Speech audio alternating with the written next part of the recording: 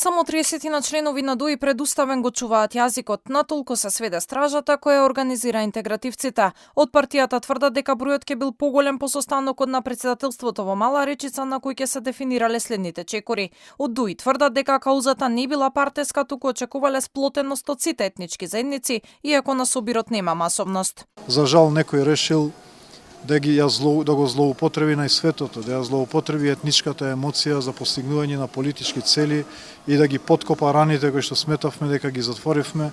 И затоа ова е стража на разумот, што еднаш ќе кажам, и тука очекувам граѓаните од секоја етничка заедница да излезат и да ги изолираат овие така наречени националистички структури кои што се обидуваат да не враќаат назад.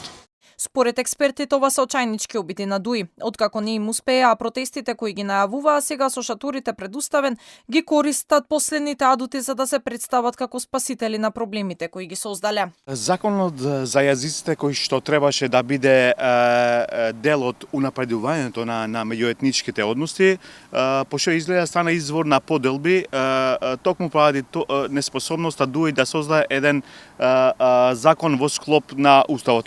Ова беше потврдено од Венецијанската комисија кој што ги оспори трите клучни членови на тој закон, значи и сега се обидуваат да се представат како нивни спасители. Јас верувам дека стварно нема ништо да се случи. Ова не е прв пат да играат на карта наводни спасители, но сликата предуставен јасно покажува дека народот не им верува. Ова им е последна карта на ДОИ да се представат како спасители на албански јазик.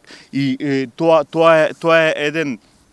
Значи, ние бевме сведоци што се случи пред 10 дена и со инцидентите на плоштадот, па и низ целата земја. Опозицијата објави некои слики кај што покажуваат дека младите што беа искористени се блиски до структурите на ДОИ. Значи, целаш игра на ова карта, ги виктимизираат албанците, па после некое време се појавуваат, се представуваат како нивни спасители.